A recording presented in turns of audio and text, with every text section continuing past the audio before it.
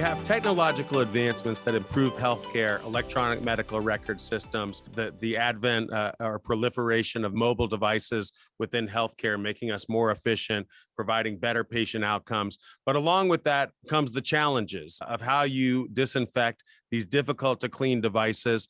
UVC light has been shown to be an effective disinfection modality. So a hospital says, well, let's get some UVC disinfection in here to clean these mobile devices. But what they find is that the solution that they've implemented is actually causing long-term problems against the goal that they're trying to achieve, right? So they're using UVC disinfection, but over time, it's degrading the materials of the device that they're disinfecting, which is leading to less effective disinfection. Do I have that right? Yes. And yet I would like to be kind in terms of how maybe that decision was made. When COVID hit, it created a panic and folks saw a solution and needed it, so it was acquired. And then it just gained momentum and that continued to be acquired. But what our role right now is to inform and educate the VA about what the unique salient characteristics are of an effective solution. We'll identify those unique salient characteristics that solve the issues that are the critical issues. We'll also prove that there's been performance of this solution in the market and that it works. And then we give them fair and reasonable pricing. So all of that work, again, I say, it's not a commodity sale. It's not a respond to an RFP. It's advising on a legal and ethical solution that makes sense. And that's what we do. And that's why my firm looks for solutions that are unique in the market and that show that they can align with the VA priorities and show that they can solve problems, not create problems. Can we use UVC disinfection as a successful modality without material degradation? Well, yes, we can. And what we've identified was that Seal Shield is that solution in terms of having UVC light. I'll name a few attributes about Seal Shield that we've assessed that are important. Number one, that they use light that isn't degrading the devices that we're trying to disinfect. Number two, that you can guarantee a 360-degree disinfection of the device that we put into it. And another one, a 60-second cycle time for disinfecting. But there's another part of this value proposition that's important, and that is the ability to track the devices that are being disinfected. Now, what do I mean by that? Well, with your solution, we can RFID tag, say, the Vocera badges, for example.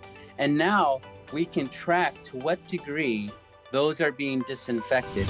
We've talked about some of the benefits and challenges around UV light. I know that you have worked with Dr. Horn, who is also an expert in UV radiation. And I'd be really interested to hear about how that collaboration has taken place and what NIST is doing in terms of setting standards or looking at standards for ultraviolet radiation.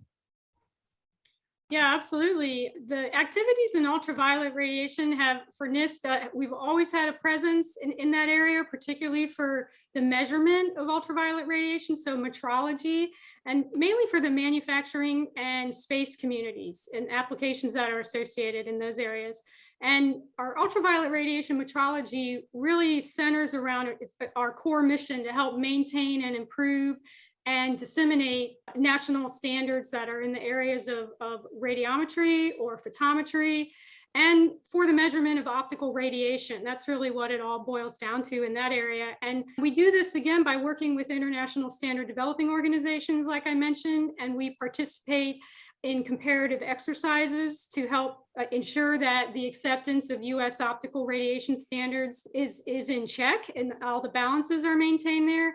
And then we also conduct a very extensive research and development program to help advance the calibration and validation of optical instruments, including UV instruments and UV lighting. And for example, optical instruments on the other side are remote sensing applications, as I mentioned, space, but also with the solid state lighting industries.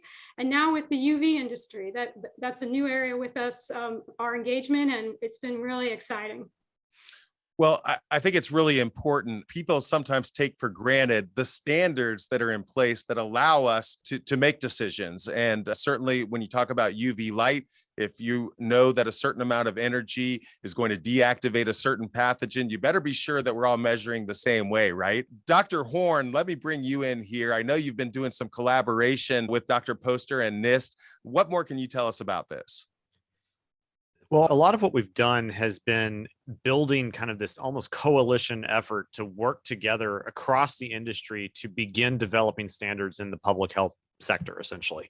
And this is, in many respects, been facilitated most by the participation of NIST, but also by the International Ultraviolet Association, IUVA. And what we've really begun doing is, first of all, hosting conferences where we get anybody in the industry who has an interest together to discuss the pertinent issues at hand regarding what problems that we see in measurement science, what problems that we see on the biological side, and what problems that we see in the application side.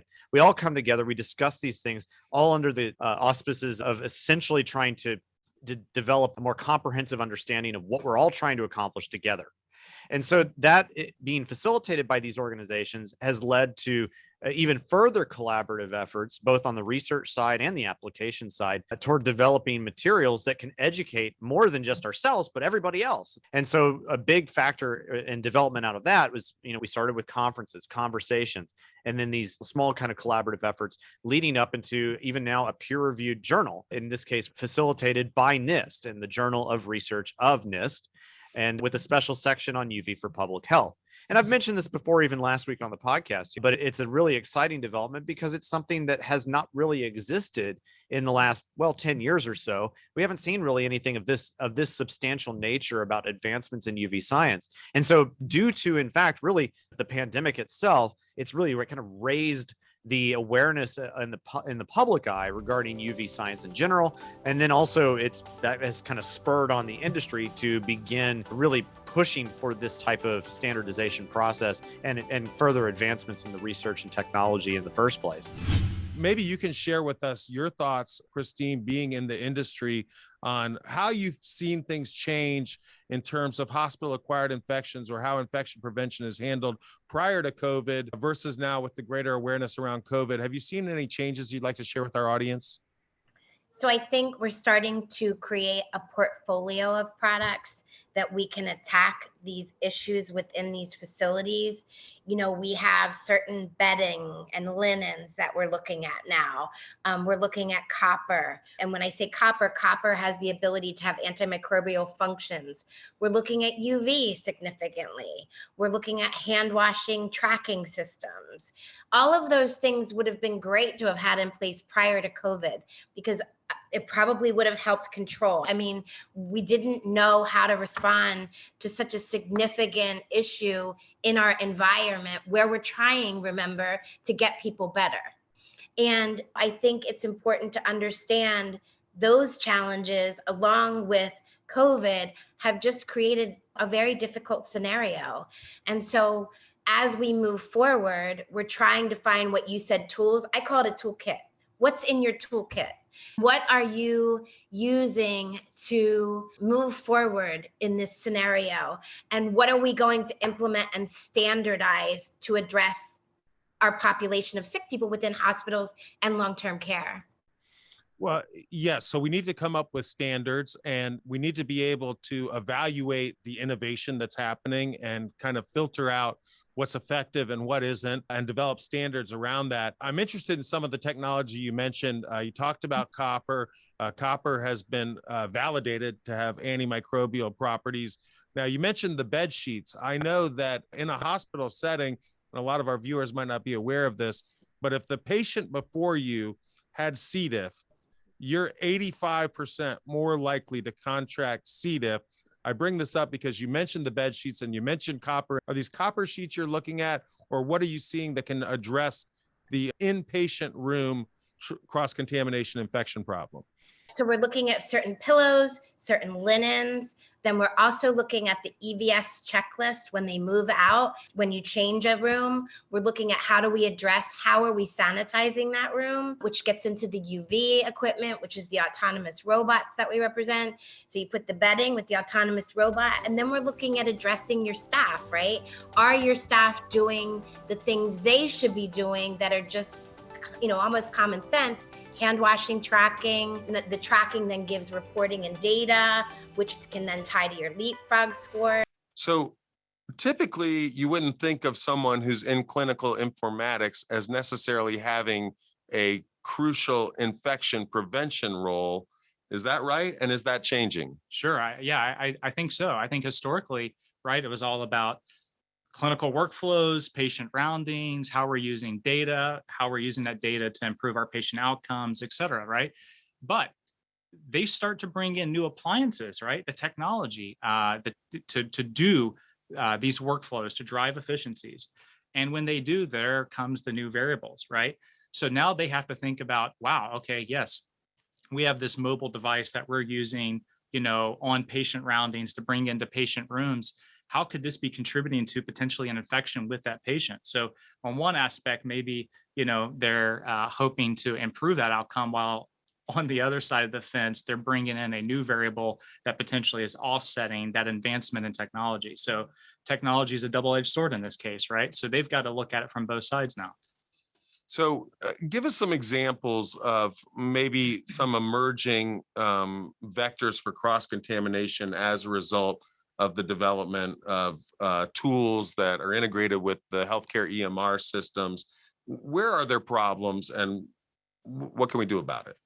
When defining and identifying vectors, I think there are many, right? So I think we have to take a broader approach and say anything that is a handheld electronic, whether it's a scanner, whether it's a phone, it is a PDA, any device that is allowing them to automate their patient workflow that's going in and out of patient rooms, those are your risk, right? Because again, those are going to be devices that don't necessarily have a compliance policy, but probably should have a practice. So the question is, what are the practices and how are they measuring and ensuring that those practices are being followed? A lot of challenges in being the first, as you mentioned, Sure. that, you're creating something new, as a startup company, as a technology innovation company. What are some of the challenges that you've been facing over these past 18 months while you develop these technologies for our benefit? Sure. I think, we learn so much every step of the way. And, I think it's critical to have the right people on your team, the right talent. And, we have an amazing team in terms of industrial design and engineering and on the science side. So I think, that's a challenge that must be overcome. I think, what we're doing is probably the hardest thing to do. And that's, we've identified a problem that needed to be solved. And, we came up with a way to solve that problem. And, taking that concept to a working prototype, to evaluations, and then go to market, it's, that in itself is a challenge. I think because it's a new technology, there's an education component, and we have to really explain to folks what it is that we're doing and how this is going to be of value and benefit to them. I think we've done a pretty good job so far laying that out, to the end user as an individual, and then to an institution on the HVAC side. So yes, but we're meeting the challenges every step of the way. And I'm sure there are going to be many more coming down the pike, but it will be a roller coaster ride, but you have a clear vision of the end goal. Yeah. And that's what's most important for an innovation company. Most people don't realize that there's a good chance that whatever computer they're touching went through a TD SYNNEX warehouse. Tell us a little bit about your business. Well, not to simplify it too much, but it's connecting the dots, right? It's completing solutions, connecting the dots. It's awareness, anything from financing, services, think about all the services. And we do some of that with you guys, installations, tech support, all kinds of different facets of that, and again, the supply chain, right? It's got to come, it gets made somewhere, but it's got to go somewhere else, right? It has to be warehoused somewhere, and it has to be logistics. It has to be integrated and bundled, and I could go on and on, but that's kind of where we are, right? So I don't want to say Rodney Dangerfield sometimes, but you kind of feel like feel like that a little bit too, but it's again, No we're invisible respect. No for respect. for a reason, right? We are the ones that makes it happen. I tell manufacturers like yourself, it's taking what we do, it's taking that great product that someone has spent their life designing, like you and your dad, and all the hard work you guys put in, and making it and making it available and visible. And now more than ever, we didn't envision we'd be shipping to everywhere these days. So it used to be warehouse to warehouse and that kind of stuff, storefronts and whatnot. Now it's everywhere. There's not an address, I don't think, in America that hasn't gotten a piece of technology shipped to them over the last 20 months, right? So, but yeah, that's just a little bit. I could talk for hours, right? But it's again, it just connects the dots, it completes the solutions. That's the simplistic answer. So this was the first prototype at the onset of the pandemic, and so this is functioning. Yes, I just put it on. I don't know if you can see a little bit of the light, that the green lights, it's active and it's doing its thing. And in the process, it removes all the particles if I put it on my face. And we tested its efficacy without knowing any of the parameters or the voltages, and we tested it. First, we did number of tests with particle, same kind of tests that N95 masks are done, and we had very comparable particle rejection.